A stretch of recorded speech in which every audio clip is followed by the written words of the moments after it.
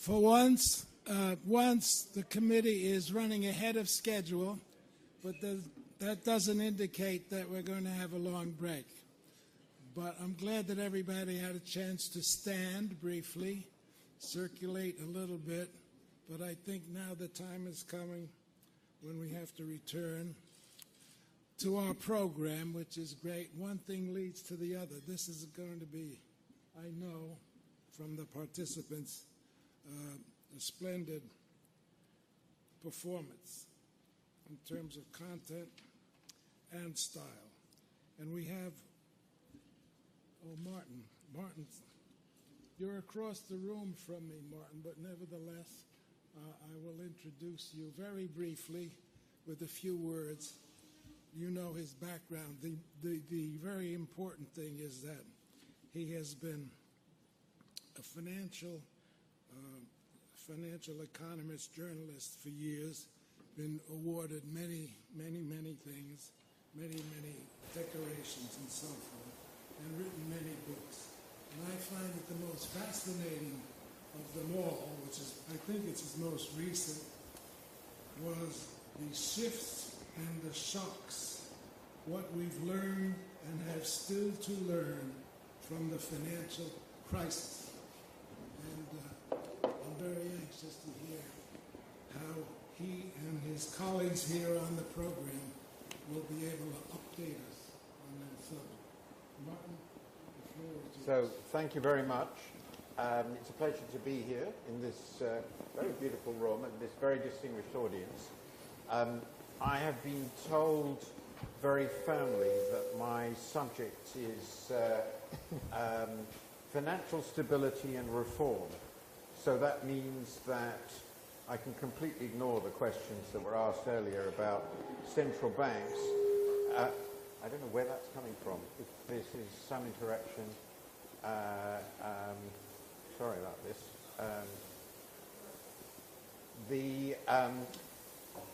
So I can ignore what was being asked about central banks, except that I actually think it's part of the story. So we should discuss it at least to some extent. Now, before I introduce the topic, though that seems sort of unnecessary, may I introduce the panel? I'm sure it's a remarkable panel, so we should have a wonderful discussion. So we start on the right with Francois Villeroy de Galhau, Governor of the Banque de France, and I apologize for the appalling pronunciation. Next in, you are a very kind man. If only everybody in France was so kind to the British at the moment.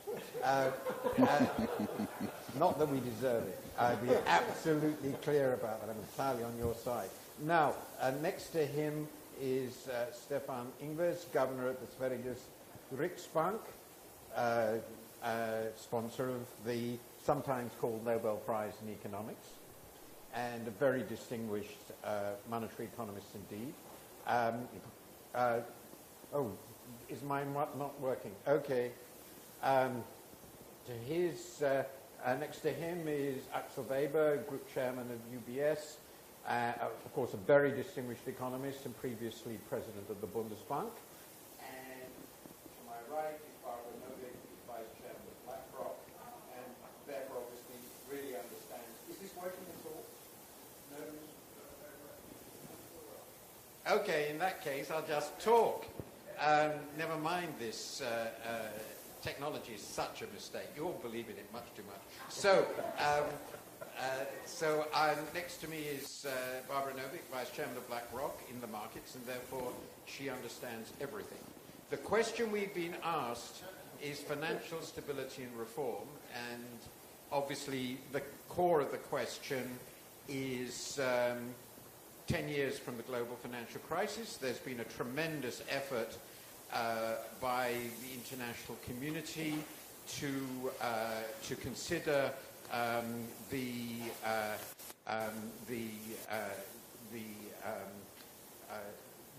stability of the financial system, its structure, in every possible way. And we, of course, want to believe that they fixed the problem.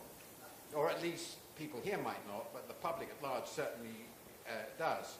It will be no very great surprise that I start from the assumption that they have failed. That's simply because we have had liberalized financial markets for quite a long time, and whenever they have been liberalized, and they remain liberalized despite regulation, they have an extraordinary ability to generate crises where people had not foreseen them. And so the question is really, is this time different? One factor here is simply, have they responded in a coherent, intelligent, and effective way to the risks? And the other one, which I think we must come to, is how far regulation will prove yet again to be pro-cyclical. That is to say, as the economy now recovers, as the mood improves, there are some governments, one of them not many yards from here, which thinks it actually will be a very good time to liberalize. And that's absolutely classic. We always liberalize pro-cyclically, and then we find this is a serious mistake, and then in the middle of the crisis we start regulating like crazy. And so one is beginning to see signs of this pro-cyclicality. And then the other set of issues, which I do think was actually touched on already, is the interaction between, it was a theme of my book in fact, the interaction between monetary policy making and financial policy making. That is to say, how easy is it, indeed is it even possible, to run a monetary policy aimed at a certain level of output, employment, and inflation, macroeconomic variables in the economy, while protecting the financial sector and the activities of the financial sector, the risk rate in the financial sector, from the possible dangerous consequences of the monetary policy, which is, of course, designed to encourage them to take risks. That's what it's supposed to do. That's how it works. So there is a potential tension between the two. So that's all I have to say in the form of introduction. And I had a general question, which, if I can get this to broaden, which all the participants now have a few minutes to respond to, not more than 5. And the question was, almost 10 years after the global financial crisis, how far do you think financial sector reforms have remedied the defects revealed so starkly in the crisis? What reforms, if any, are still needed, or are things now perfect?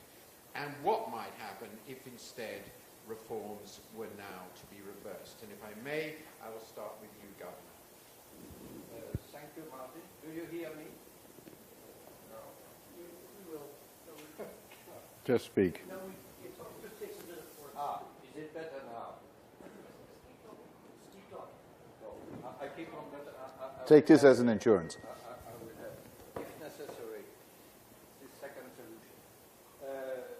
So just to tell you what pleasure it is for me to be in the Bretton Woods Committee. To be frank, I'm just off my plane from Europe, and it will be a rather short pleasure. Does it work better? Yes. So I was just saying that I'm off my plane, and that my pleasure to be here will be unfortunately rather short because I will have to leave for a G7 meeting a bit before the end of this panel. But answering Martin's question, without any doubt, the financial system is today safer than it was 10 years ago. And the impressive achievement of the international corporations under the umbrella of the G20 and of the Financial Stability Board dates back, if you look to the London agenda and the Pittsburgh agenda in 2009, we collectively realized an impressive part of it. And we realized the strengthening of financial regulation without weighing on economic growth. I stress it because it's sometimes contested. I think we cannot say seriously that there had been an adverse effect of financial regulation on growth. And we are experiencing worldwide and in Europe a recovery which is sound and robust. Having said that, and to go very quickly, there is no room for complacency. And we should be extremely clear about that. There can be some temptations, and you mentioned some of them. We should use this economic recovery in order to achieve three goals very quickly. First, and this is the most obvious one, we should preserve what we already achieved. Second, we should rebalance economic policies. And third, we should complete financial regulation. To go very quickly, on the first one, we should not go backwards. And this is true on both sides of the Atlantic, including this one.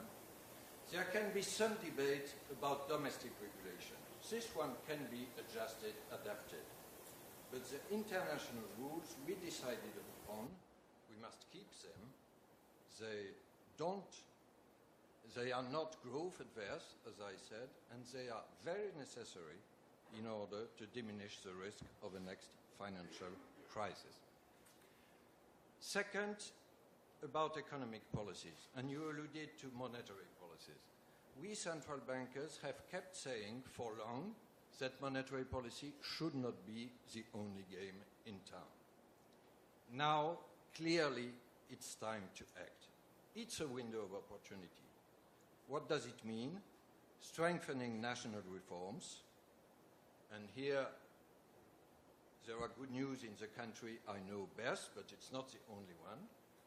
Reforms are accelerating in France with a significant diminution of the fiscal deficit, a liberalization of labor market laws, and this week, a new effort for vocational training and education. In the Eurozone, we have another work to conclude, which is the strengthening of the economic union. National reforms and strengthening of the economic union. This is what we need in order to rebalance economic policies and not to overburden monetary policy. Third, I mentioned the completion of the financial regulation. One word about banks and one word about non-banks. About banks, this has been the work of the Basel Committee under Stefan's chairmanship. Let me remind you that we have achieved already a very significant work on Basel III in 2011, let's say approximately 80% of it. I strongly wish we can finalize Basel III soon, and I really welcome the collective effort of the Basel Committee. We have made significant progress, but we are not yet there. We need a fair and consistent agreement. To say it very briefly, a fair agreement meaning obviously that it must apply to all jurisdictions in all its components, including a clear view on the trading book. And this agreement must be consistent in order to preserve the risk sensitivity. So it must remain mainly based on seriously checked internal models. And I stress more seriously checked. We are ready to go quite far in this direction.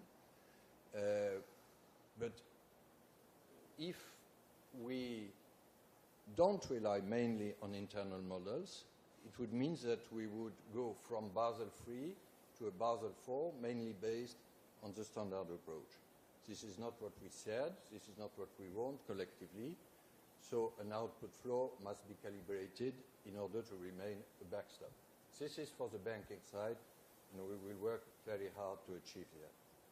On the non-bank side, probably the agenda is a bit heavier. To put it in a nutshell, and I will conclude with that, we have made many progresses on the solvency of banks, and we have to complete them. We have to do probably more progress now on the liquidity of non-banks, including the so-called shadow banking, and I stop here for the 5 minutes.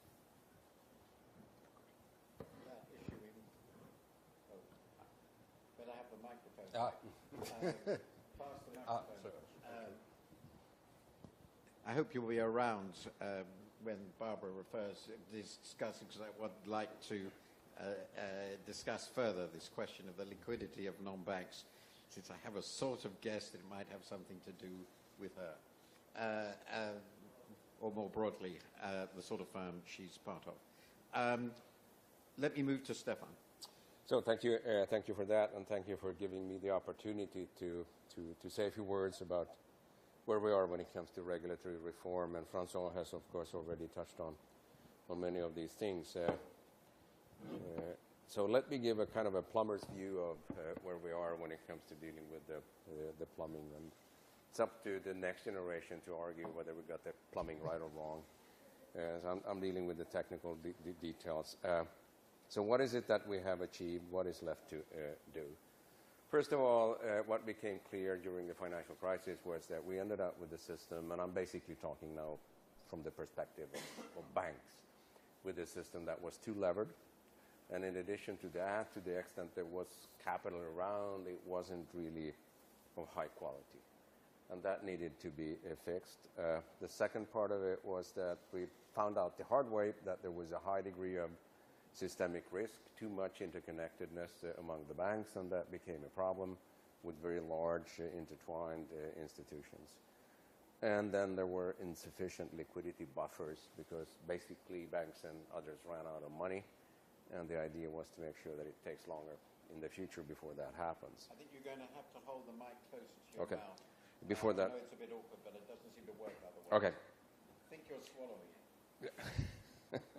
So what we have done first on capital is that the quality and the level of capital in the system went up. If I use the term common equity tier 1, it went up from 2% under Basel II to in the range of 7 to 13%, depending on type of banks and type of buffers. And that means that for some globally systemically important banks, it went up by a factor of 6, and that's quite a lot. You can argue about this number, whether it's high enough or not, but it certainly is an improvement compared to what we had in the past.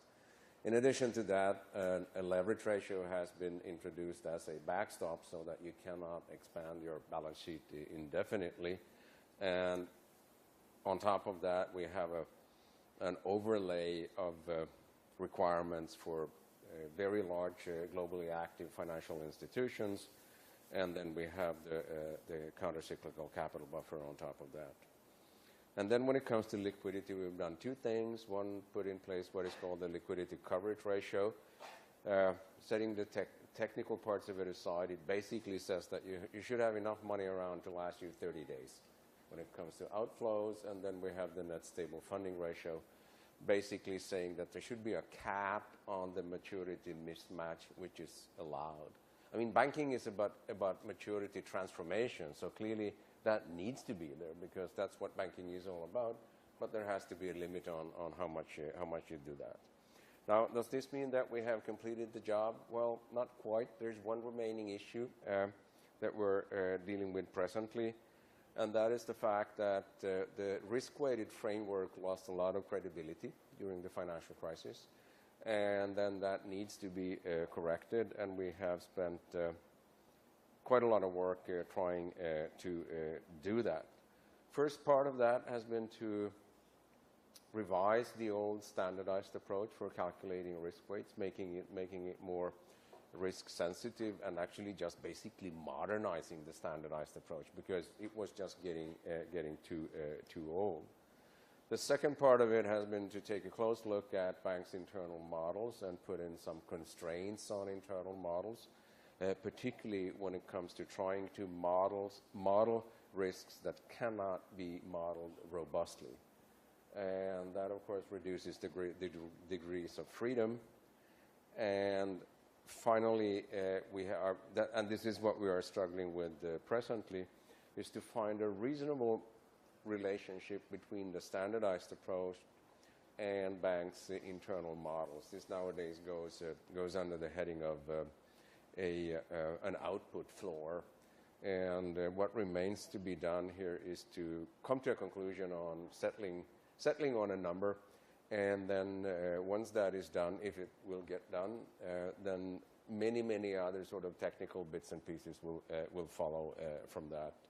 So that's where we are. I agree with Francois that really a lot of stuff has been done, but we have this final element that we need to finalize. And once we have done that, then we have basically spent 10 years dealing with the plumbing after the global financial crisis. So I truly hope that it will be possible in the fairly near future in one way or the other to settle this at the global level. Just to clarify, can you indicate from your position how long you think that completion process might take, if all goes well, leaving aside significant disruptions that might occur, which one can easily imagine, but assuming that it proceeds as it is now, when do you think this will all be done? Well, I've been the chairman of the Basel Committee now for 6 years, and I have thought that we were done many times in the past when it comes to many technical issues.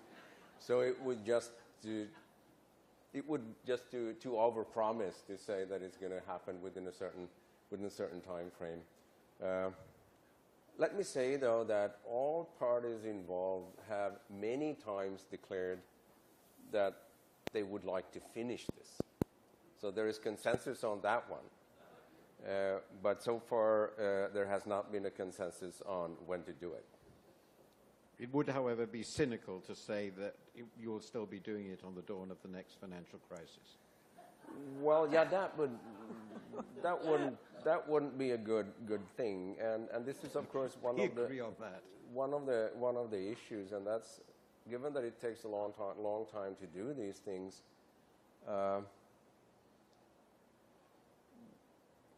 After a while, if you have been doing these things with the same people around the same table, the intensity sort of tends to go down because people forget how bad it was the last time. So there is a window of opportunity while people still remember, and I think we should use that. Urgency declines radioactively. Yes. Yes, that's clear. Axel, you've been actually on both sides of this as a central banker, economist, and now a banker. How do you see this? And I'd be particularly interested in where, and I hope very much you do, you disagree on something with what you have heard. Not a lot, and my mic has been working before. It doesn't seem to do anymore, so I'm using this as well. Actually, I think Stefan and Francois are absolutely right. After the last financial crisis, there's a lot of things we saw that weren't really working well before the crisis and actually were part of what caused the crisis, so they needed to be fixed. I don't think you'll find a single banker in this room that will tell you the re-regulation did not have some good reasons and we fixed a lot of issues that needed to be fixed. I think that is beyond doubt on all sides of the table when you talk about regulation. And I think when you just look at the group of banks that I represent here, which are now called GSIBs, Global Systemically Important Banks, as Stefan said, there has been a number of layers of capital been added.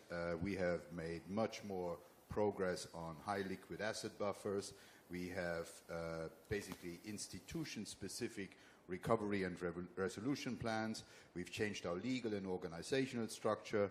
We reduced financial and operational interconnectedness. We in the bank put an operating unit, what used to be corporate center, out into an independently run governance body under a holding structure. So a lot has been done to enhance the operability and to reduce interconnectedness. We've changed corporate governance, we've changed incentives, and I'm going to come back to the incentive issues, and basically we've reformed derivative markets and financial infrastructure markets. 90% of the trades that now happen are centrally cleared or trade reporting occurs. So a lot of issues have been fixed, and I think the regulators can really be proud that they put a lot of these issues on the agenda and work with the industry to fix these issues. No doubt a lot of that needed to be done. But when it comes to the plumbing, and again, we've heard Francois and Stefan, if you ever build a house, there is a point where the builders get very tired and they start running away from the building site because there is regulatory fatigue setting in, And what we've heard here around the table are the guys that do the plumbing in the basement. It's below the radar screen, and a lot of the pipes have been rewired. If I own a house, my problem is not how great the pipes in the basement are. My problem is what actually gets to the water tap and what can I actually use in the first and in the second floor. And that's where I think a new set of people come into the game, which are not the regulators and the standard setters, but it's actually policymakers. And I think where we are now is, as the Basel Committee, one question was what needs to be done. What needs to be done is some of the finalization of the Basel standards, but then these guys are handing over to the policymakers and to parliaments who now need to put all of the agreed regulation in rule books and into a legal framework. The experience of that handover isn't been that great. Actually, when you look back at Basel II and when the Basel Committee did an evaluation of compliance, they found that two major constituencies around the globe, Europe and the US, has been materially non-compliant with Basel II. Some smaller countries, Germany is one of them, Switzerland is one of them, Japan is one of them, have actually been fully compliant because a lot of the rules of Basel II were put in legislation nationally. And in Europe, it now needs a European directive or European regulation. We're already seeing that handover is happening. There are a number of areas where basically policymakers are looking at the rules written, and it's not for the next generation of rule makers to judge whether the rules are good. Policymakers take the liberty to look at the rules and to implement what they think is good and to not implement other stuff that they think is not good. So look at the recent Treasury paper. It outlines that when you look at the fundamental review of the trading book, thank you very much, Basel. We agree that this is a great set of legislation and rules that you've written, but actually when it comes to implementing that in the US, let's have another look at the impact of this. Let's look how this fits into a capital market-based system, and actually we'll need to do an impact assessment. It'll take a bit of, so, you know, thank you very much for the rules, and we'll start talking about whether we implement that. The European side looks at that and says, hang on, everything on full stop. The US is not doing this. We're not going to do it. So in the end, you're going to end up probably with the same number of countries that think these new rules are good rules, and they will implement it through Pillar 2 and through adjustments of capital requirements. But we will not get a level playing field where these new rules will be implemented in the same way. And the reason for that is because the regulators that are passing this over are now in the game of having compromises. A compromise between some that propose a 70% floor and others that propose a 75% floor could be 72.5. It just pastes over the problem that they don't agree what the floor should be. And if you pass it on with some compromise like that, it's not going to get implemented in those constituencies where there is doubt that the compromise is actually a good compromise. So I think we're facing a Passover problem here, and however good the rule-making and the rule-writing is, what really matters for us as users of these rules is not the rules designed in Basel, it's the rules implemented in the national jurisdictions and in the rule books of countries through EU directives or through American laws that are passed by Congress and that are proposed by the administration. And that's where I think there is still some disconnect. We're not going to get the same outcome and the same level playing field as the rule makers are putting in front of us, because that, if everywhere adopted, would be a good set of rules that is applied. For we, as a GSIB, a global bank, we need global rules, and we need rules that we can work with in every constituency where we work.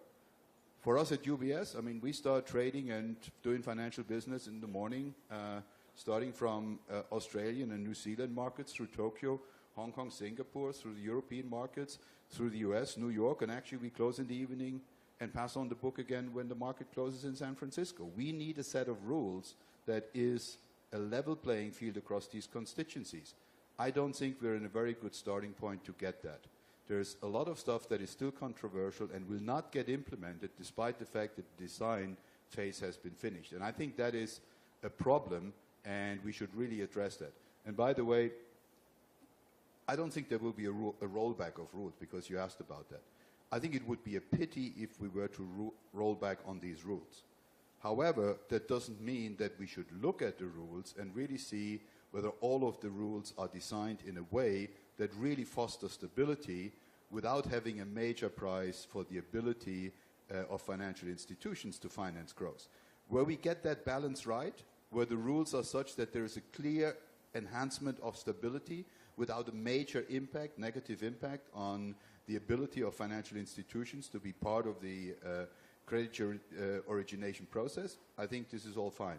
Where the pendulum may have swung too far in another direction, I think it is worthwhile to look at that. And so I wouldn't necessarily say that everything that's on the table needs to be blindly implemented. I think there is some place for impact assessment and for looking at what this means. The financial industry has been calling for a financial assessment of the impact of the new regulation. However, the tight working schedule didn't really permit for this to be broad-based. There have been some impact studies, but I think they're really preliminary. So in my view, I think we should give this a bit more time and thorough work and getting rules that are implemented in the same way everywhere, rather than designing new non-level playing field issues, because I can tell you, like with the flood, the water will come in where the bars are the lowest. And not having a level playing field is a major problem and actually could be a reason for the next financial crisis. If you don't mind, sorry. Oh, no. If you don't mind, Barbara, because the governor is leaving very soon and Axel has raised such big questions about implementation of all these fine regulations, I'd like you, Francois and Stefan, to respond now because we've got this issue on the table and it's a big one. So are these rules going to be implemented in a systematic way, or are we going to have a race to the bottom, or the water, using the different metaphor, flooding in the bits of the basement which aren't properly waterproofed?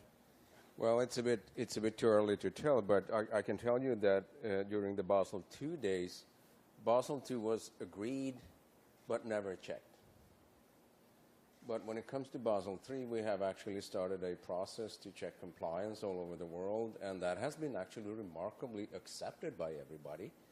And all those reports are maybe not the most exciting novels in the world to read, but all this stuff is actually publicly available. And as far as I know, and this we keep track of this in Basel, looking at those assessments,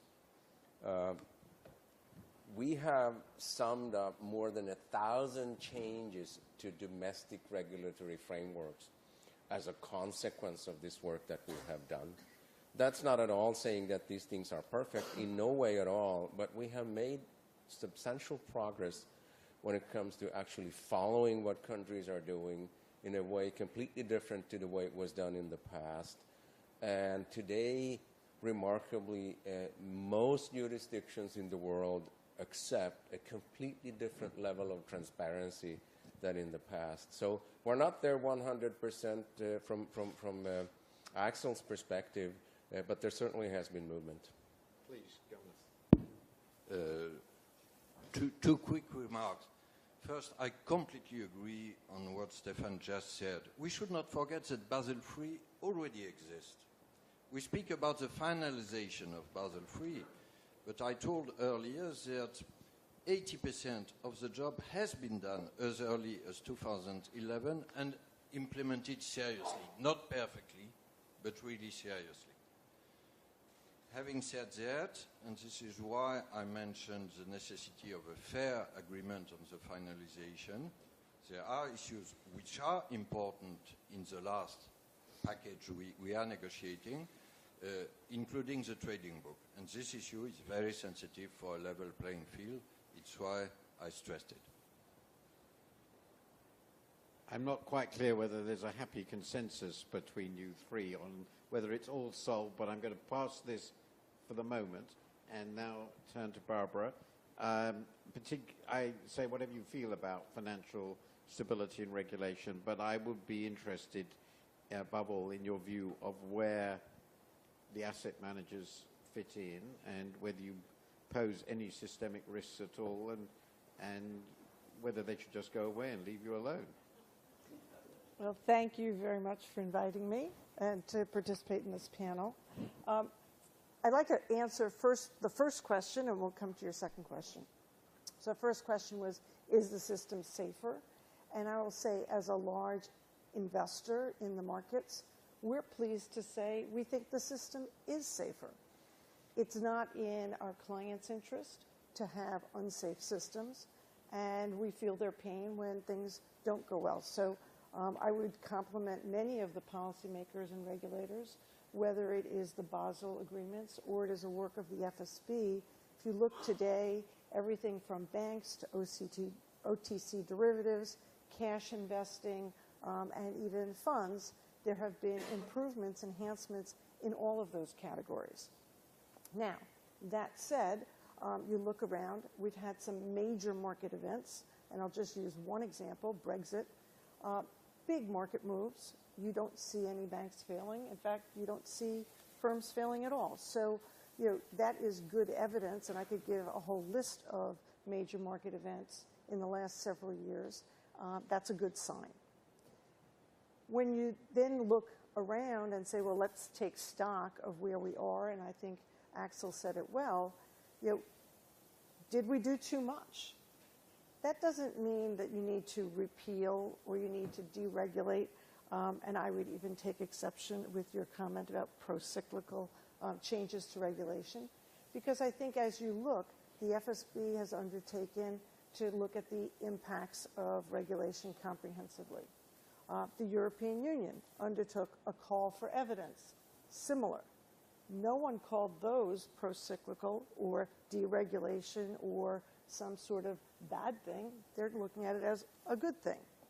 When I look at what the Treasury is doing, they've published now 2 reports, one on banking, one on capital markets. They do make fascinating reads. What is really interesting is it's absolutely not about deregulating.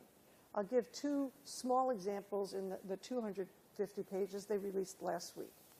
They had an idea that in the United States, we have 50 states, each has different regulators for brokers and things like that, and they suggested we have a national database for bad actors.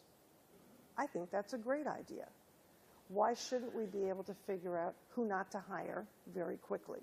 So there's just a concrete example where they're asking for more regulation in a sense. Likewise, CCPs, which I've been quite outspoken about in the last several years. Central clearing, we are hugely in favor of. We think it's a great idea. We think it makes a lot of sense for safety and stability. But please protect the end investors. Whether it's their collateral or it's their exposures, we need to make them more resilient. The Treasury report talks about that. So I don't think at all, if you haven't read it, you should. It's a capital markets primer, but it's certainly not a one-sided view. Now, in terms of asset managers and the reference to non-banks and, of course, liquidity of non-banks, we've talked a lot over the last several years about what is a source of systemic risk. And clearly, you need to have certain characteristics. You have to have a balance sheet. Most likely, you need to be using either leverage or be exposed to short-term funding. So if you look at the people who have had problems over many, many years, not just the recent crisis, but look back to Drexel, look at long-term capital, look at any of these firms, banks, funds, anything that has had trouble, they all have a lot of leverage. And they all have somehow exposure to short-term funding. Commercial paper they can't roll over, repo lines that get pulled. Something in the short markets. Now look at a typical asset manager. We actually don't have much of a balance sheet. And it's not just BlackRock, it's the industry. We are agents on behalf of other people. We're not the counterparty to the trades. We're not the counterparty to the derivatives.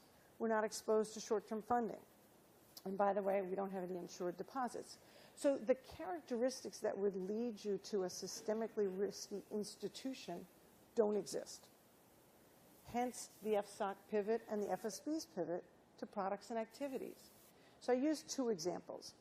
Imagine if the FSB had looked at OTC derivatives and said, you know, we really got to fix this. So we're going to take the largest 2 dealers in the world and we're going to regulate them differently than the rest of the market.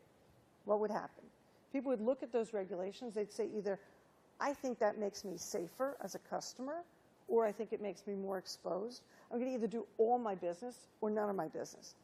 But it wouldn't make the system safer. It would simply shift and pick winners and losers in that marketplace. Same thing. Look at products. Look at money market funds, one of the favorite topics of this panel, I'm sure. If the solution that the SEC came up with for money market funds was take the largest 2 money market funds, or the largest 3, or the largest 5, and regulate them differently than the rest, you'd have the same analysis. Clients would say, am I better off or worse off? I want to move all my money there and make those bigger, or I want to move my money out, in which case the top 5 would shrink and you'd have a new top 5. And this exercise would go on forever. So the problem in asset management, because it is an agency business, is the firm, I won't say we're irrelevant, probably that wouldn't go over quite well, but we're not systematically exposing anything. We have lots of products, we engage in lots of activities. Those products and activities need to be regulated system-wide. We want them to be regulated system-wide. We've called for raising the bar on liquidity risk management. The IOSCO is now finishing their guidelines on liquidity. We've talked about leverage from the very, very beginning. IOSCO is kicking off that project as well. Probably won't be done till next year. But these are really fundamental, important things. And I come back to where I started at the beginning. As a large investor investing other people's money, we want a safer system. We want a less exposed system. It's in our interest, it's in our customers' interest, so we're actually on the same side as many of the policymakers in many of these discussions. And I think it has moved in a very good direction. I think there is some fatigue because it is exhausting. If you take just Dodd-Frank alone, there are 26,000 pages of rulemakings. That's just Dodd-Frank. That's before you get to money markets, and that's before you get to Basel. It's before you get to all this other stuff. So think about the thousands and thousands of pages. And of course, not every word is perfect.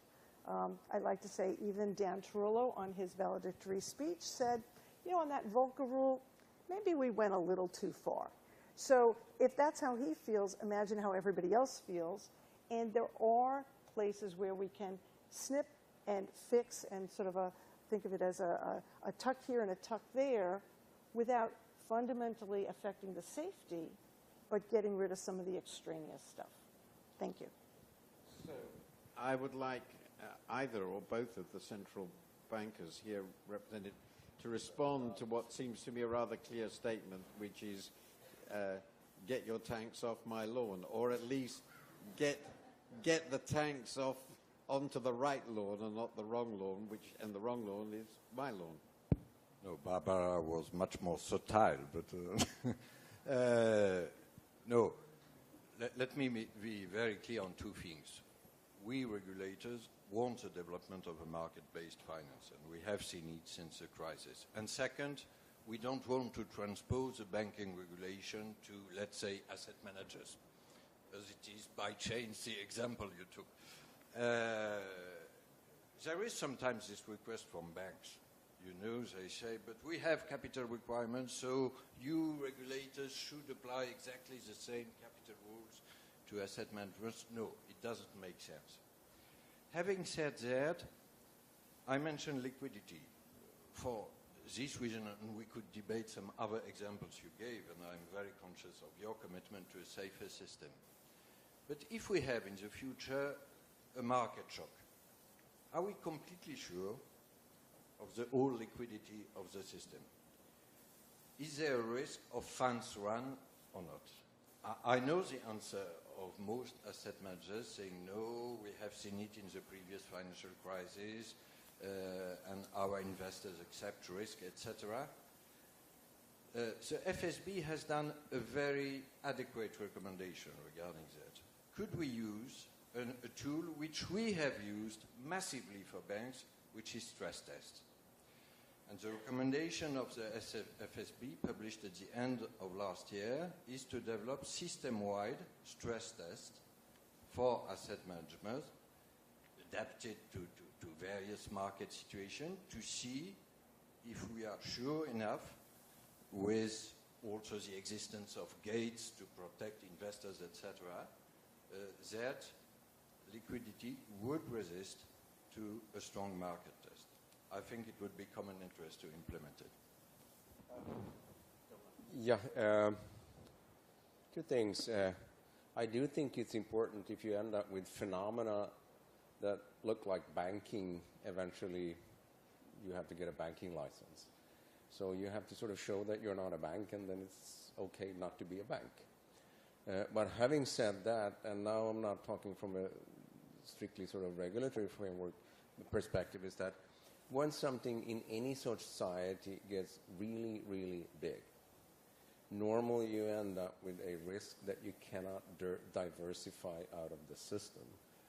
And that holds for hurricanes, forest fires, whatnot. And if that happens, one way or the other, the public sector tends to get involved in some form, because there's no other way of solving the problem if you end up with a huge problem. So one just has to keep an eye on what's going on, but that's not saying that every financial sector activity is a bank. There are certainly other ways of doing things as well. Barbara, would you like to respond briefly? Right. So I think the whole system-wide stress test is a very important issue. If you look at mutual funds are maybe 20% of the universe of investments. If you look at asset managers, it's maybe a third of the universe, and it depends on whose numbers you look at, but that's a pretty good ballpark. That means 2/3 of the assets are managed by somebody else. They're managed by pension plans, sovereign wealth funds, insurers, sometimes individuals on their own.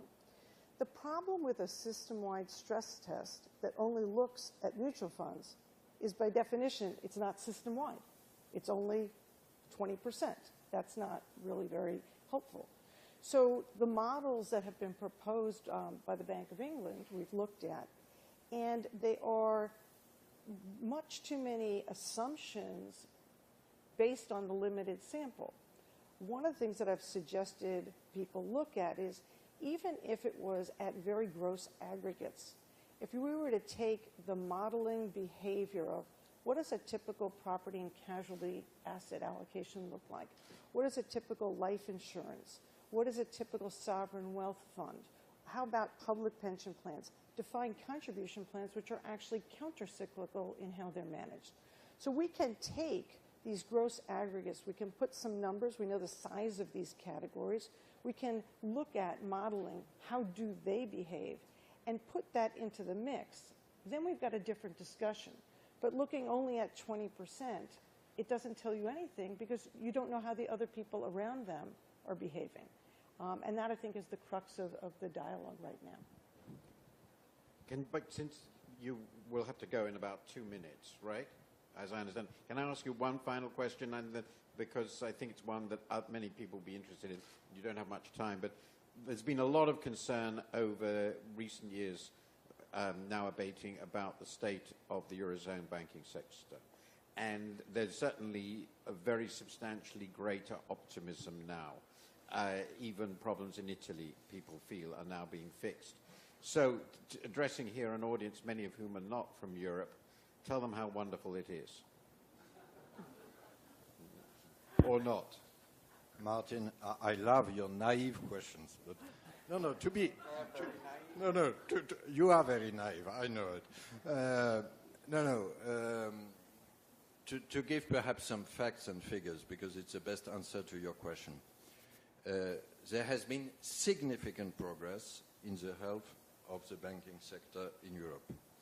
Obviously, we are all conscious there has been and there are still some difficult cases, less and less due to the last evolution in Spain with the resolution of Banco Popular and the solution of several banks in Italy.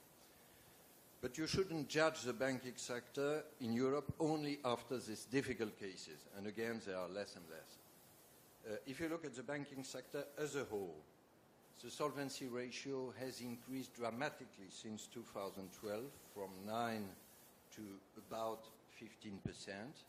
We have completed the banking union, and there is no doubt that we have, with the SSM, a very powerful and single supervisor. And we are now addressing, you have seen it probably last week, an issue for the future NPLs. So in order to avoid any repetition of such crises, with rules for provisioning NPLs, which are quite demanding, but which we agreed in the ECB and which we published for consultation. So I wouldn't say that all problems are solved, but I have no doubt that we are on the right path and that the financial sector, in average, is sound. Can I have a specific word as French governor? Of course. I am perhaps allowed to. I would say that in my country, and you are probably conscious about that, banks are among the most solid in Europe and in the G7. I belong to the few governors, and happy ones, who didn't have to demand taxpayers' money for their banks. We have been very active in supervising them, and they have at present a situation of solvency and liquidity which is satisfying. We should never get asleep. Supervisors are always awake, but in the case of France, the banking sector is clearly a strength. Not to come up with a contrarian view, because everything that Francois has just touched on is fine, but just let me add one angle to it. Europe, in my view, has certainly focused on doing things slowly.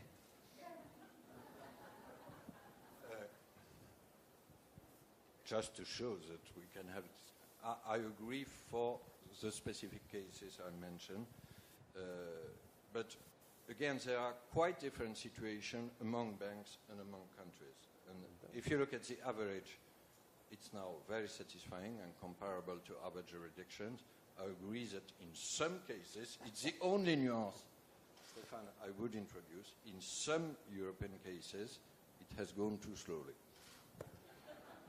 No, but this is not the same story, because we are speaking, and here, Stefan, we will probably agree, on banks, if we look at their balance sheet or assets, which are probably between 5 and 10% of the overall story. So, Axel, you were going to say something about the discussion with Barbara, and then perhaps you could, I'd be very interested in your perspective, since this is a very European panel, on this European issue. So first I wanted to say that we're not a European bank, we're a Swiss bank. And so we have been not slow. We've been the fastest in adjusting to the new standards.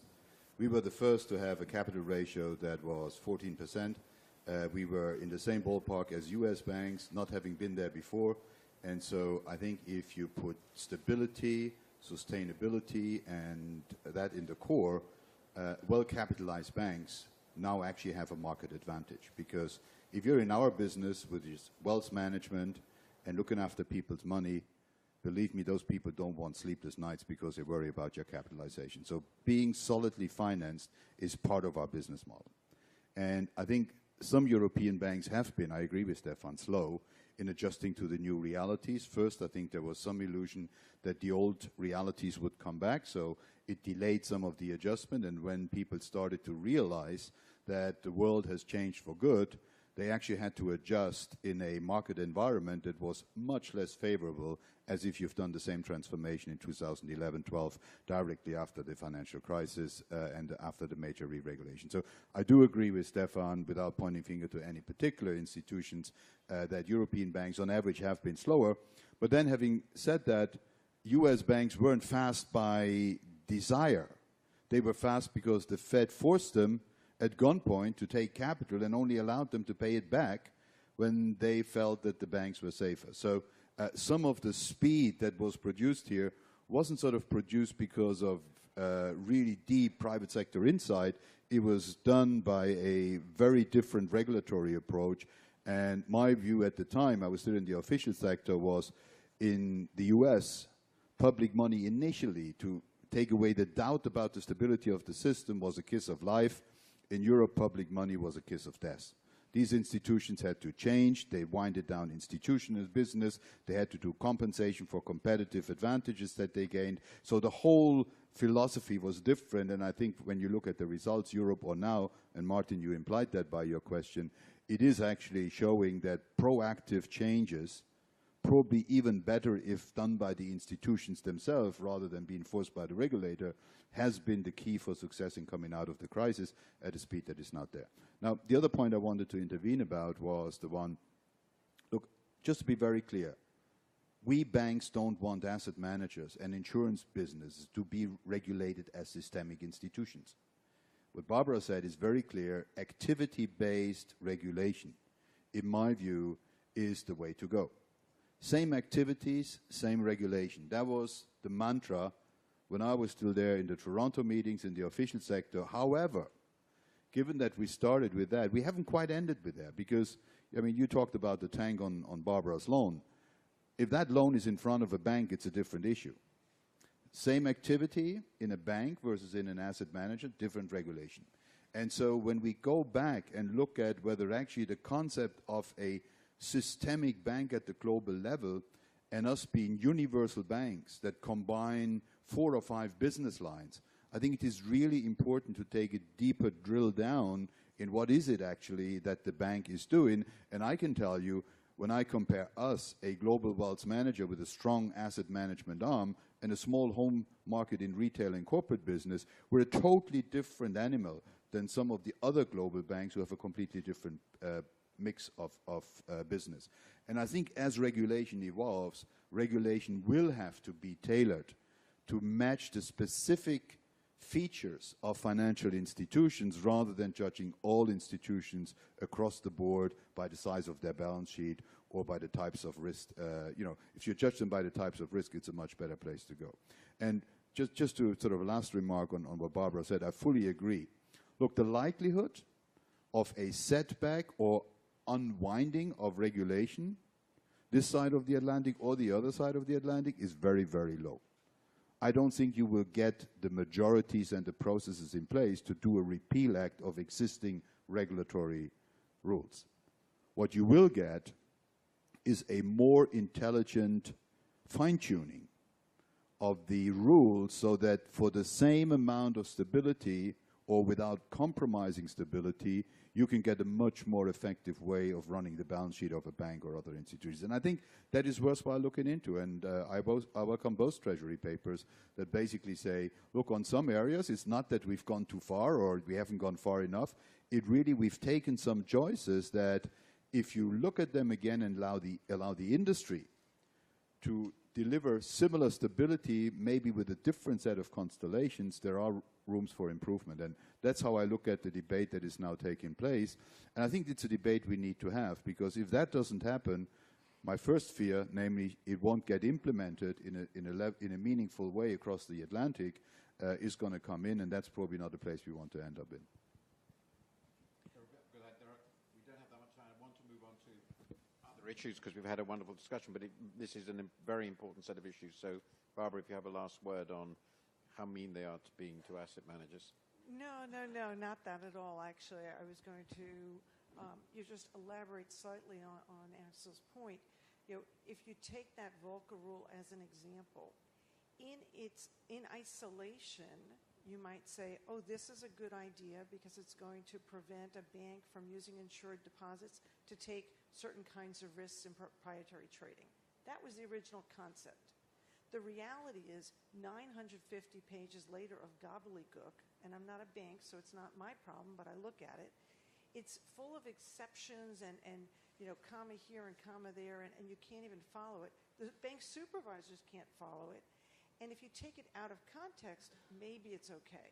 But if you then put it in the context of all the other regulation, including the U.S. gold plating a lot of Basel, you sort of say, do you even need this thing? And that's the discussion going on right now with even people like Governor Powell and Chair Yellen. I mean, like a lot of people who are very serious regulators are saying, maybe we did go too far. I thought maybe I should. I don't think I've done this before, but I'll tell a story which is actually relevant because very briefly I was sort of semi in the official sector. Namely, for a year I was a member of the Independent Commission on Banking in the UK, and we were asked to look at structural reform of British banking. And we ended up, as probably everybody knows, with ring-fencing the retail banking. I'm not going to go into that further. It's a British solution for a British problem, though I think it's relevant elsewhere, and I stand by it. But at one point, we decided to look very, very carefully at the Volcker rule. And we had the proponent of the rule come and talk to us for several hours.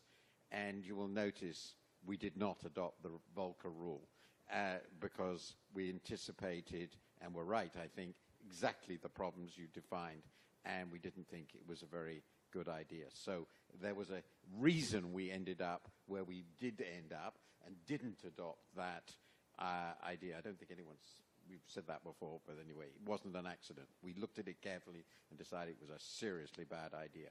Now, let me move on now to a few other questions, and I'd like to start with you, if I may, Stefan. There's, even in the previous panel, as I went in, there's been a discussion of new risks, or risks other than the risk we have been focusing on the good principle that lightning tends to strike somewhere else. So one of the sets of risks that people are very concerned about, and I'd be interested in your perspective on these sets of risks, relate to technology. And they relate in two quite different ways. One is the whole cybersecurity issue, and the other is the potential for the transformation of financial systems in an untoward and unanticipated way by fintech. And on both of which I followed to the extent I can. I'd be very interested in yours and others' perspective on the nature of those risks and whether they're serious and whether they're being handled in a coherent way. These, you raised two very different issues, but they're sort of they're interrelated. On the first one, which nowadays goes on under the heading of cyber risk or something like that, very, very serious business because we tend to think about money in terms of cash in a vault, but that's not the way it is anymore. We're talking really about money being located in a server someplace or in the cloud. And clouds tend to dissolve, at least in nature. And if that happens when we are dealing with this stuff, that will be very, very hard to deal with and very difficult. And one of the issues here is that all the regulatory frameworks have a national starting point. But it becomes increasingly harder and harder to define these things from a national perspective.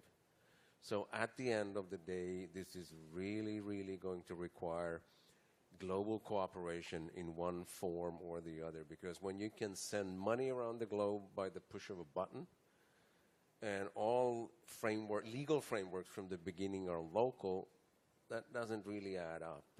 And that will require a lot of global cooperation in order to avoid these risks.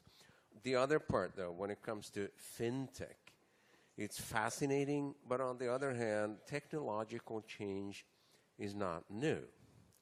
And I just happen to come from a central bank in a country where the nominal outstanding amount of cash has halved in 10 years. And people are writing articles on the expectation that another 5 years and cash is gone. I don't think that that's going to happen in 5 years, but cash certainly will become irrelevant. Now, when that happens, then many of the age-old issues that come out of monetary theory, if I call it that, will come back in one form or the other. Because if cash disappears, it will take us about 150 years back in time when banks issued their own cash. and then most central banks ended up with the monopoly right to issue physical notes and coins. Well, if that doesn't matter anymore, then we're going to have to rethink in one way or the other. And the easy way of doing this is just hoping that the whole thing would go away, or being in favor of or forcing people to hold cash or subsidize cash holding. But you can't stop technological change, so you better get used to the idea, and then you have to sort of figure out what to do once that happens. And I think that the key to it is very basic and very simple. Central banks produce a good called money. You can produce monies using the plural in the private sector as well, and it's going to be up to the central banks and the public sector to ensure that you produce a good of better quality than what you produce in the private sector. And that hasn't changed for a couple of thousand years. Those trade-offs are exactly the same regardless of technological change, but we will be forced to rethink some of those issues due to the technological change that is taking place presently. Martin, I take the same issues when I usually look at them, but I classify them slightly differently to you have done. Okay, it's now working. The first one is, when you talk about cybersecurity, it sounds like an issue for the firm to fix its security.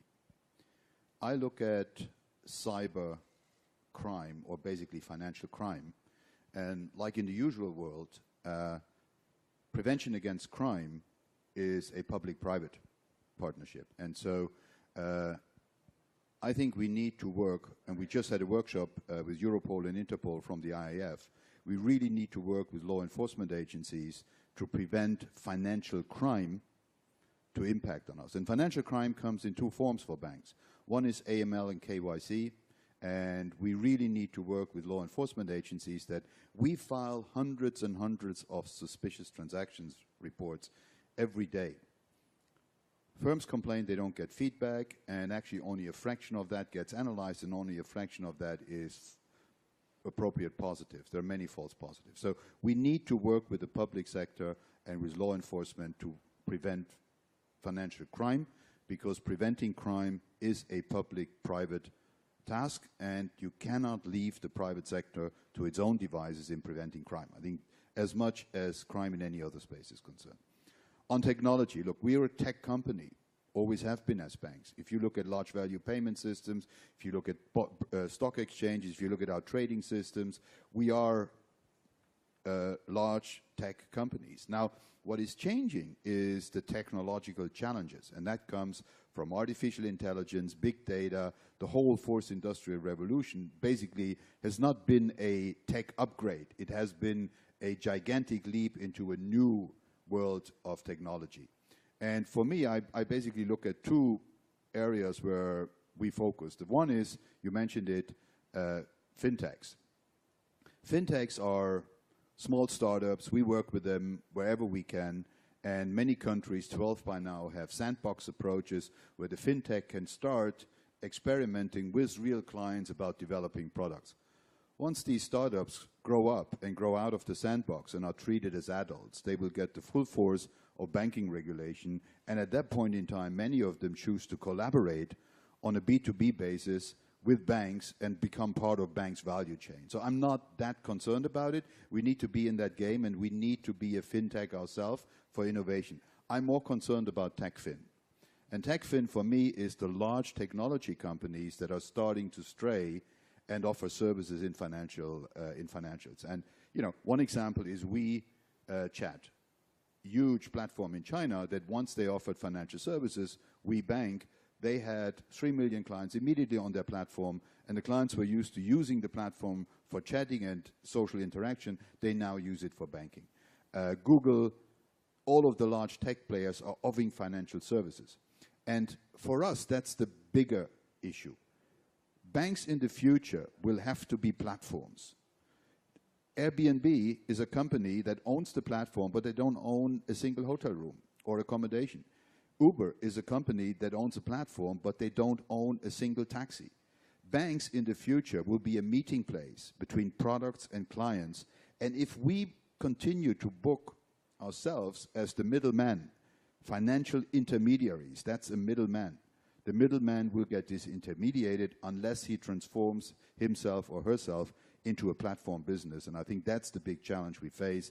The fintechs were sort of the first alarm that we saw, and I think we all understood that they can do great things. The bigger challenge is to get on top of technology in the way that tech companies have solved that. And when they are starting to move into our space, things are changing. And, you know, like Barbara, when you look at your platforms that you have, it's the same issue. Right. So I would actually echo again, the public-private partnership has a public component and a private component. So just like we need police on the street, you need to lock your door, right? So I think the question on cybersecurity is we do need government to help because the threats are real, they're big, they're difficult, they're complex, but we also have to use some good common sense. Some good common sense. The second question is on the fintech side. And one of the areas that gets a lot of attention in asset management is digital advice. We've actually written a paper about why a digital advisor should be regulated for all the same categories as a human advisor. Might be slightly different, slightly tweaked because of the digital component, but there should not be a free pass just because a computer is involved as opposed to a human. And I think, again, just good common sense that you need to have regulation in place. Stefan, can I just ask one follow-up question? Because you hinted at it, but I'd like to push a bit further, and others might have it. You didn't hint at it, you suggested. We are seeing the emergence of, as you say, certain classes of privately created monies. The most famous, obviously, is Bitcoin, and there are many others. In fact, my view is, obviously, in principle, there is the possibility of creating an infinite number of different private monies. What sort of, you hinted at, but do you think of these as being capable of performing the functions of money as we know it? If not, does that matter? And if they do expand enormously, so we have genuine competition within our jurisdictions between private money and government money, what should we worry about? Indeed, should governments, given particularly the character that some of them, or many of them, are designed to be completely secret? No. Are they actually tolerable?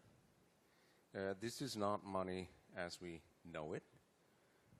Because these monies don't work well in payment systems. And that means because when you use payment systems, ultimately, unless the money passes through the payment system of a central bank, one private individual ends up with a claim on another private individual.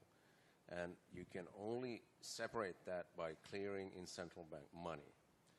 There's no other way around that. And that's why it's quite likely over time that some of these new systems basically will lose credibility when they end up with all sorts of difficulties. That's one issue. The other issue, which is age-old, if you invent a new currency, it's going to be irresistible not to produce too much of it. And that we have known for ages, because it used to be gold, and then you added some copper or tin or some other stuff to the gold, and then the usual story follows from that. But having said that, that puts a huge responsibility on the public sector, because the public sector has the monopoly right to produce laws, and that's how you define currencies. But on the public sector side, you end up with the same problem if you produce too much of this stuff, because then, of course, people will run away from that particular currency and will go to other places. And that we know already in terms of dollarization and euroization. So from this perspective, I would say that, yes, new technologies, but when it comes to the basics, nothing new under the sun. Axel, please. Martin, we had this debate about a year ago at the Bank of England. I remember you were moderating a panel there. And for me, really, when we look at textbooks, what we teach students what money is, it's a generally accepted means of payments. Some of these currencies, Bitcoin, are not generally accepted. It's a store of value. To Stefan's point, if there is nobody controlling the supply of it, if it is driven purely by demand, Say's law will tell you it has no well-defined price, medium to long term, and therefore it's not a good store of value because it has an endogenous price. And finally, really as a means of transaction, it's great. You can turn cash over, I guess, within a week because it goes to a cash machine, you get it out, you pay in the store, it gets transported back to the central bank, check for forgery and quality and put back in. Digital transaction currencies can be turned over at a huge frequency. We work with a number of banks on what we call something that is a unit settlement coin, and that is a currency that is 100% digital, but it's backed by real currency. So it has a reserve ratio, we would say, of 100%. It is actually securitized fully by existing currencies and then used within a group of banks that accepts it as a means of payment to really do fast transactions in that currency, but it's far away from being a currency. It is an internal means of payment, and it really has very little to do with money. It is really a transaction device within the banking industry, and underlying it is a reserve ratio of 100%, so it's fully securitized. Stefan, are you thinking about central bank electronic money? I believe you are. And what do you think the implications of that might be when people, individuals, households and so forth, can have direct claims on the central bank, not indirect claims via the private banking system? Two reflections on that. We've been around next year for 350 years. And we would not have been around for 350 years had we stayed completely stale. So eventually you have to accept technological change one way or the other. But the other issue that you raised is a very, very fundamental one. And I don't know where we will come down on that one as of yet. But it is very, very easy, perhaps too easy, to say, don't go that way, don't do that, because that upsets our current thinking about how the system works, because we tend to take it as a given, the current system, thinking that that's the way things should be. But there are many, many very, very difficult choices here. But let me give you one example of why this gets so difficult. Because in your example, you say, okay, what will happen if people can easily move money back and forth? Is there a risk that everything ends up in the central bank? But at the same time, already we central banks have promised people to give as much cash as they want to hold. And we're not about to say, no, we have had second thoughts about the amount of cash you are allowed to hold. So regardless of what amount you want to hold, you're only going to get half of it. I mean, imagine what that would do to our currency. So, good point. I don't have the answers, but it certainly raises many, many very serious and difficult issues. I have to say I'm very tempted by central bank money, but I don't want to go further. It raises some profound issues, but it's pretty obvious why you might want to go there. One final question before we go to the audience, completely different. We are assuming, barring catastrophe, always possible, that we will see monetary policy normalization. We're seeing this now in the US, in the sense that we don't think really, despite the discussions earlier about the new world we're living, that zero interest rates will exist forever. There are obvious questions about how this process will work, but looking at the banking system as a regulated system, which is where we started, are you quite confident that the whole system is robust to this normalization, quote unquote, even if it turned out for some reason or other it was going to be actually rather rapid? And there's one follow-on question, but maybe you don't have time. Are you worried if it's not rapid, it actually turns out that the pessimists are right, then the natural rate nominal ends up at 3% or so, that we simply won't have the room to deal with the next crisis without going thrillingly into negative rates, which raises a whole set of questions?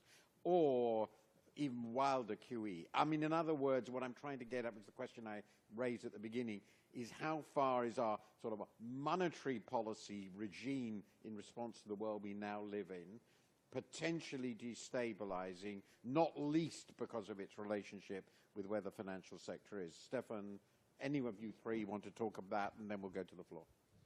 I do think that the system is much more robust than it used to be.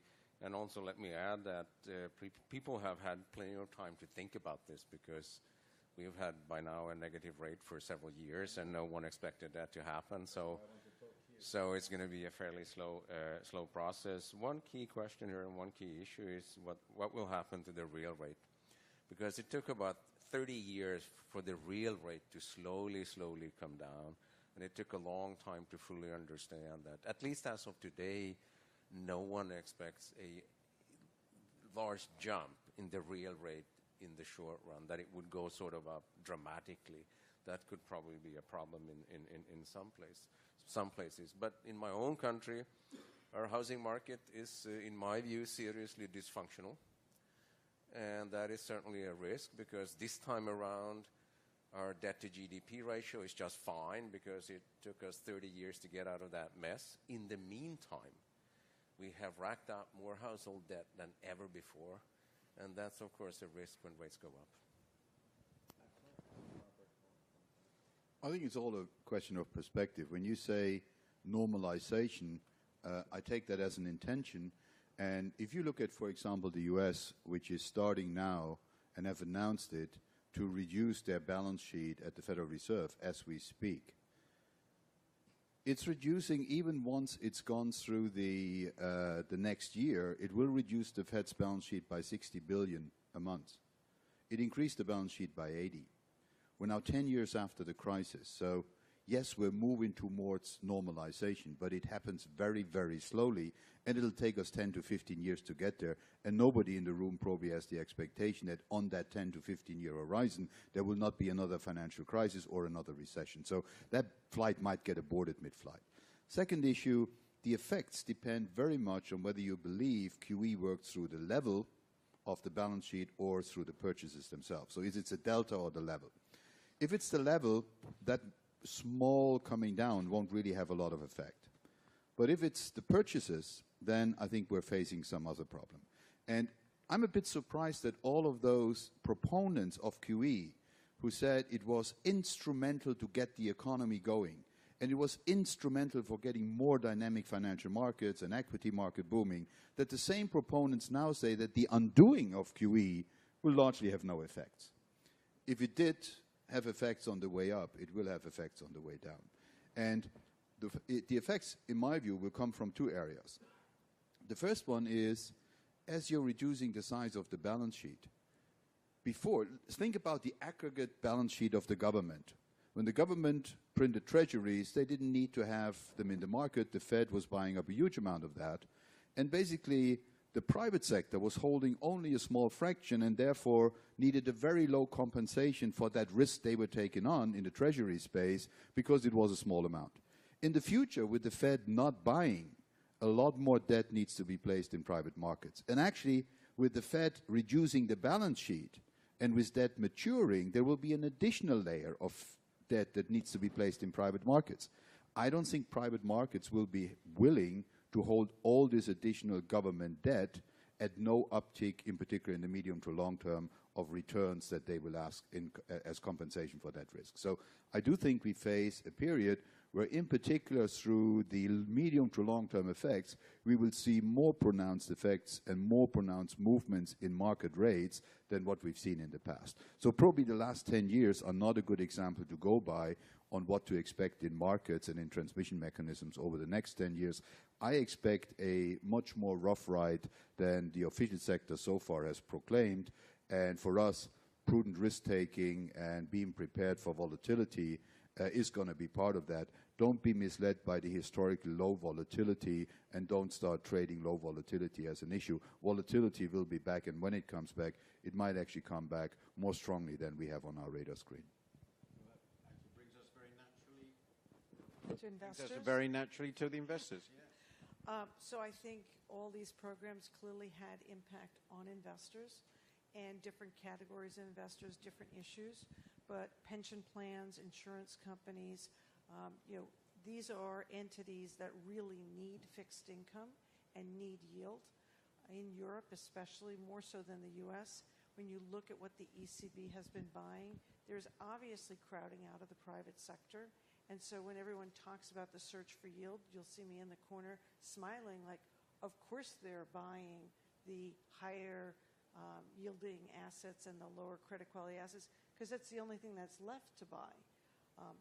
As the central banks unwind, I do think you will see that there is an appetite for high-quality fixed income, because many of these entities, they need the yield. They need to make more in their asset portfolio than they're paying in their liabilities. That hasn't been the case for the last few years. So I think the demand will be there, but I also think you'll see a shifting of allocations from what has been higher yielding assets and lower credit quality with a up trade in terms of quality, and that has implications for the relative value of the different sectors. So we've had a very rich discussion of a lot of issues, and the way I normally do this is I'm going to take 3 questions, one after the other, and allocate them entirely as I see fit. And then we'll proceed depending on how well you all do in terms of being disciplined in the questions and the answers. So does anybody have any questions that occurred to them as a result of this discussion? Yes, please, the lady here. Please stand up and say who you are and give me the question. Thank you. Barbara Matthews with BCM International Regulatory Analytics on regulatory fragmentation. So one of the consequences of the crisis was a loss of trust among the regulators, and we've seen that accentuated since the crisis in regulatory fragmentation. Axel spoke quite a lot about that.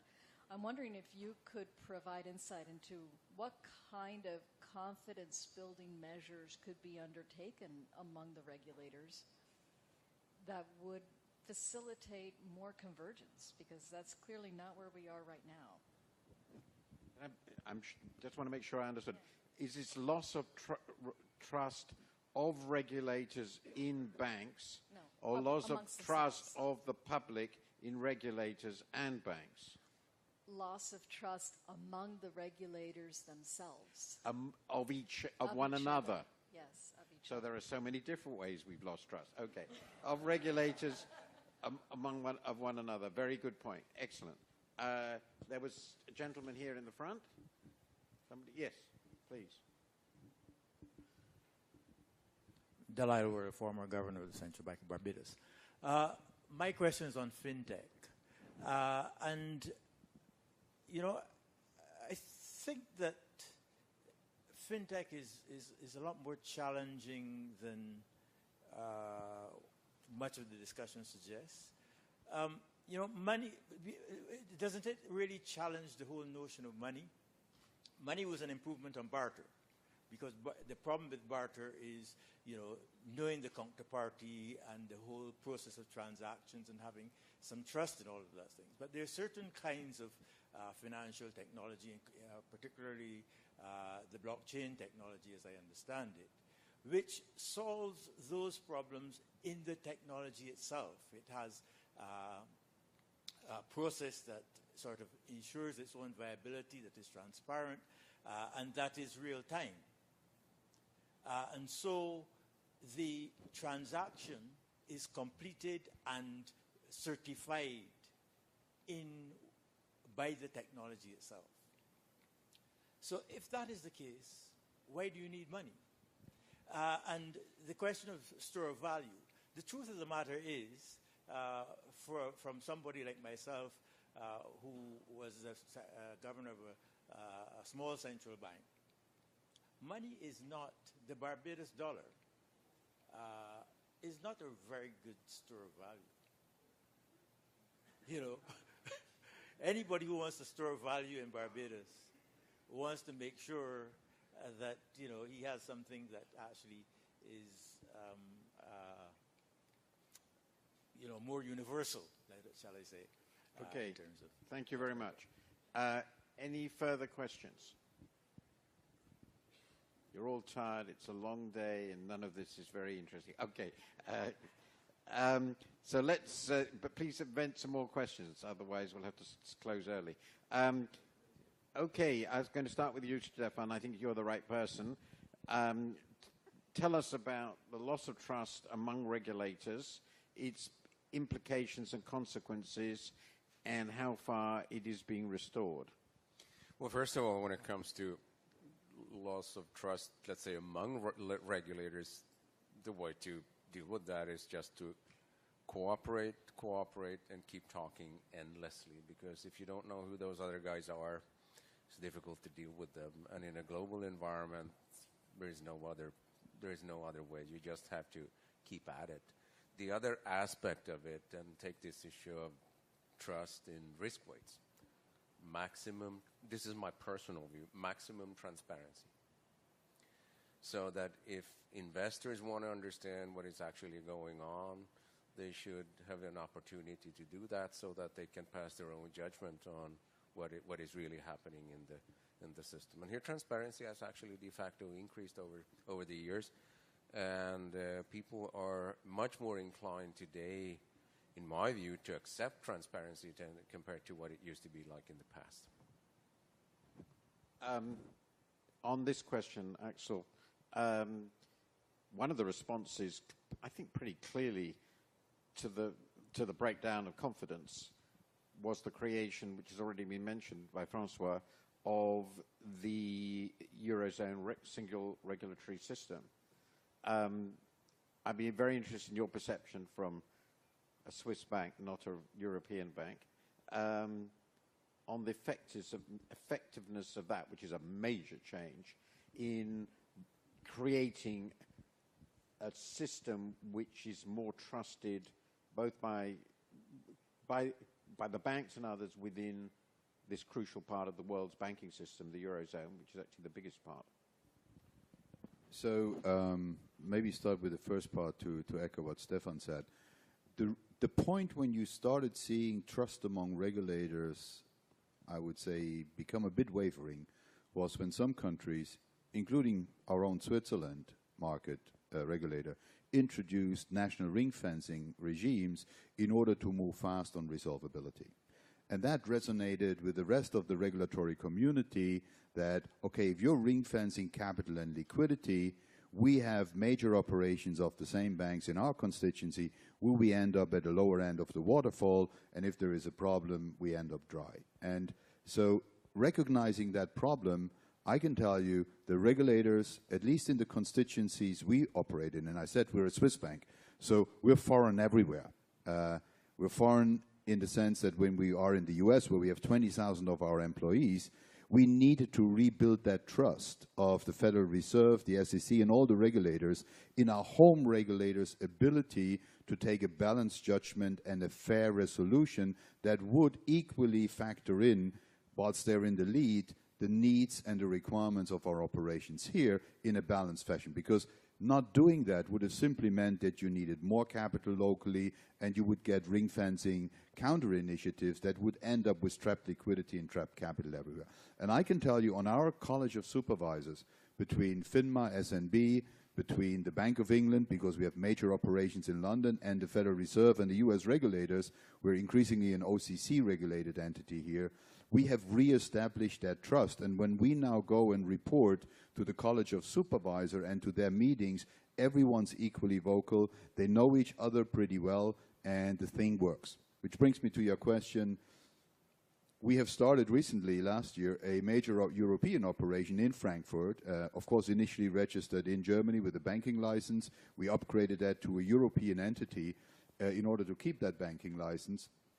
But now, as we're replacing and relocating our European business, our key desire is to have that operation so large that we will be single supervised by the ECB, because the complexity of adding national regulators from Spain, from Italy, from other constituency to an already crowded college, and we're foreign everywhere, so our college is big, will mean that complexity added will basically cause the situation that in a crisis when you need to act fast, you will have too many people around the table. And so bringing that down to a single European Eurozone regulator, unfortunately, sort of it will be Eurozone, has been or is an important thing we need to achieve going forward, and that will reduce complexity.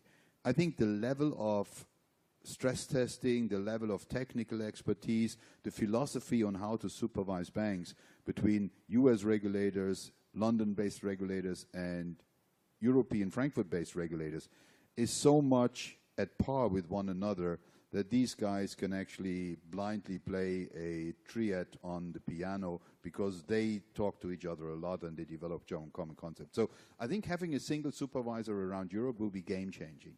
What is missing is some pieces like cross-border consolidation of the industry, because the industry is still bound by national borders, and that is something that I think will only come about slowly. But I think having a single supervisor in Europe has been a big step.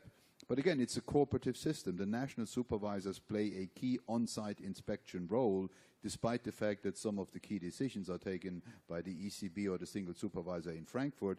The national supervisors are the on-site inspectors, and in the day-to-day, you also have to deal with and convince them that your operation is safe and sound.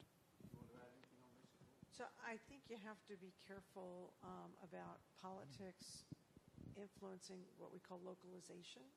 So you see it right now with the CCPs, right? What is equivalence and where should clearing be done and all this kind of stuff. I think that's where some of the trust factors get questioned.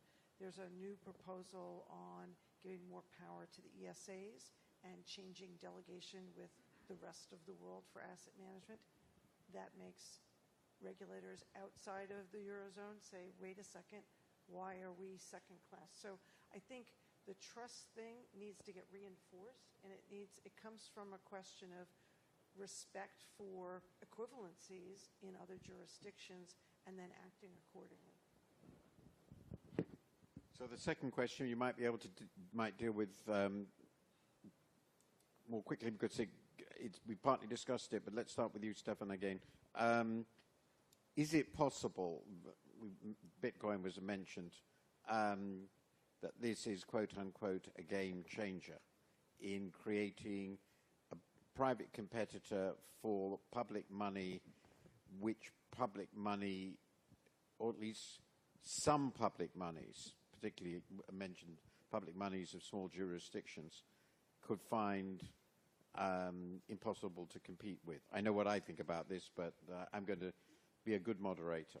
No, not as of yet, because people are discussing these things, and on the technological side, people are discussing these things a lot. But in terms of the number of transactions in any society where you would use Bitcoin or whatever the name of these things is very, very low. And to the features that Axel mentioned earlier, this is why it's probably also going to stay low, because most likely if you have a price which is highly volatile, eventually people will lose a lot of money. And I wouldn't want the former governor, to believe that what I said before would be that we're not taking fintech serious. We actually do. We became one ourselves. We have part of the bank act like a fintech. So we interact with fintechs on a day-to-day basis. We have Level 39 in London, which is a fintech place, and we're part of that place. And when we develop financial technology in fintech space, we try and be as agile as these institutions are. We now have peer-to-peer payment on phone. It is something that we developed in a period where this was not really at the forefront of local banking developments. And I think you're absolutely right. It's not about ignoring fintechs. It's about taking them serious and becoming as agile in part of your operations as fintechs are. And if you can't join them, if you cannot work alongside them, they will basically disintermediate part of your value chain. If you work with them, you can actually make them part of your value chain without losing too much of that chain yourself. So being agile on both sides of the threads, large technology company and platform business, but also fintech and innovative business, is very, very important. And for us, I would say, being a large wealth manager, fintech in wealth management is going to be a key driver on how affluent business and high net worth business, as opposed to the ultra high net worth top clients of ours, will in the future evolve. And using fintech will be key to the client experience, and everyone that's on Amazon, Google, and all of these platforms will want a banking platform and a wealth management and asset management platform that is tightly plugged into that same user experience. And if you don't offer that as a bank, if only fintechs do that, you lose the clients. Please. So Stefan said earlier the bank is celebrating 350 years, and it looks a little different today than it did then. I think it's about embracing technology. So if you're an existing entity, whether it's public sector or private sector, there are technologies that can make you more efficient and better, deliver better services, etc. If you look back at the dot-com era, there were all these startups, and they had no revenue model. I mean, it was amazing how much money they raised and then wasted because they had no product. But as a company, if you were a company and you embraced the internet technology, it gave you huge leverage to deliver information to your clients, to deliver information internally. And you got better, and you got ahead of your competitors. I think that's the same with the new technologies that are coming out today. It's about existing companies embracing them, not just startups. If I just may make a comment, this is a comment, the way I thought about, which I think is just absolutely consistent with what's said here, is that if you think of technology as transforming the intermediation process and the process of allocating capital, managing risk, it's really very clear it's going to be very profound. I mean, it has to be, because these are all information businesses by definition, and the revolution is in information. I don't believe we can get rid of money, which is a class of assets, a very special class of assets, very special. And now that's, you can imagine in theory, but it really involves something very profound in the nature of economies, because I think the need for this class of assets related profoundly to uncertainty. And it has always been a class of assets in which the state performs, always been, a central function. If fintech, Bitcoin or something, becomes money in that sense, we're talking about a revolutionary political development, in my view. And I don't see the slightest reason to expect that to happen. Those who support it hope that it will be part of the liquidation of states. Good luck to them. That's my view. Sorry, I'm not. You can have a discussion afterwards, but that's just my view. But I think it's a profound mistake. But anybody else want to raise a question? Okay, that'll be the last question.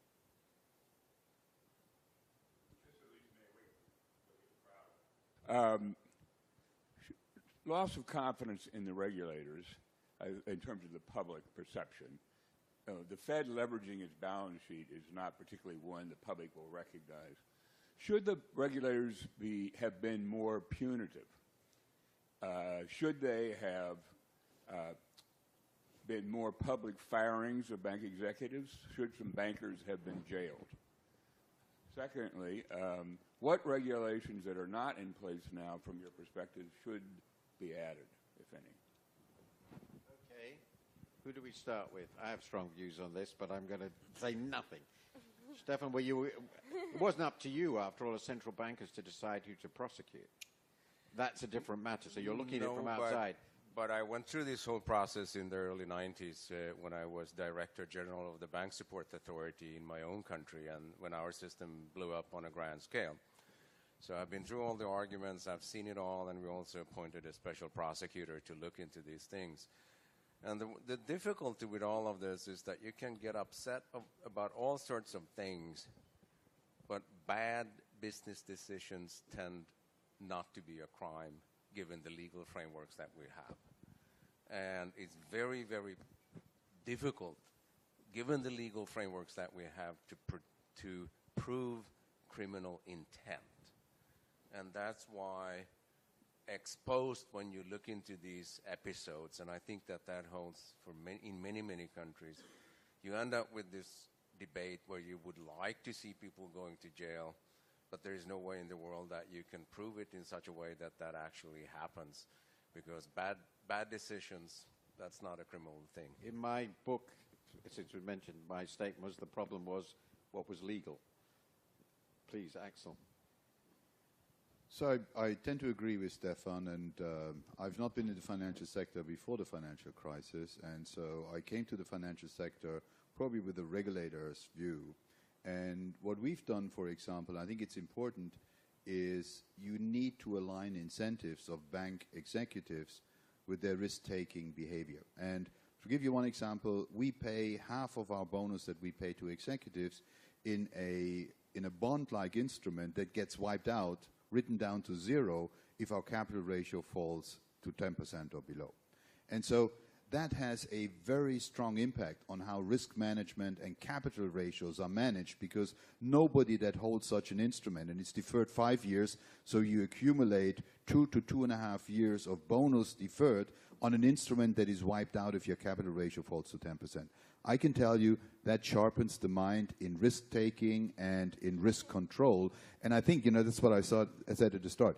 We need to think a lot more about incentivizing banks to do the right thing and to be on top of risks, rather than talking about command and control and penalties. Penalties work after the effect, after the problem. We need to basically have incentives that the problems don't occur in the first place. And for me, that is the biggest lesson from the last crisis. Let's put those incentives in place to prevent the next crisis, rather than go after the problems of the last crisis. Barbara. I'll just say, one of the earlier panels today talked about culture and conduct. Incentives is actually a key component, but it's also the tone at the top, the reinforcement, what is the mission, how do you inculcate that culture in every new employee, and that's the responsibility of every firm. I'm going to close this. I think this has been long enough, probably. I'm not going to summarize what I think has been a very rich and fascinating discussion. The general conclusion is what one would expect it to be, that 10 years on, there has been an enormous regulatory improvement in a very large number of dimensions. I do sometimes say, very cynically, but perhaps a little unfairly, that a six-fold multiplication of effectively zero in capital isn't very much. But this is among friends, so I'm not going to say that this time. But there's no doubt that there has been, across a very wide range of measures, improvement, no doubt about it. There was a very strong view here, universally shared, that there was going to be no significant rollback of regulation, though there might be and would be and should be some adjustment in the light of experience, that the completion and implementation of all this is still a bit of a worry, and of course the urgency has gone out of it since increasingly the shock has faded from our memories, even if it's remembered by a few regulators. So it is proving difficult to complete it. There are obviously some interesting questions raised by the relationship of very large asset managers to the regulatory system. I'm not going to get involved in the details of that, but I tend to think that the rule is exactly what I see. I understand Axel to have been saying, which is, if it looks like a duck and quacks like a duck, it is a duck, but if it doesn't, it isn't. And the job of the regulators is to decide which it is. And as we discovered in the crisis, in the case of the money market mutual funds, that's really quite important. We didn't discuss much about the links with shadow banking and those many, many problems, but I think we've covered an immense amount of ground, and the conclusion you ought to have is that probably the system will survive the next round of shocks, but probably the next round of shocks are going to be a little bit nastier than the more complacent in the regulatory community and above all in the markets look at pricing seem to believe. And that is my summary. And let's thank the panelists for an excellent discussion.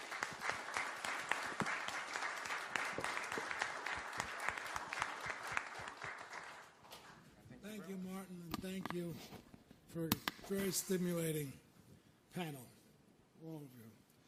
And we want to thank all of our members who are here, and as well as guests. We also want to thank the sponsor of this series of the International Council for the last few years, SIPCA, who have been extremely friendly and supportive to what the Bretton Woods Committee has been trying to do. We appreciate it all, and we now have, for those of you who are not ready to retire to your bedrooms, we have a reception in the George Washington Room, which is right around the corner, and we'd love to see you there. Thank you all for coming, and thank you all for supporting the Bretton Woods Committee.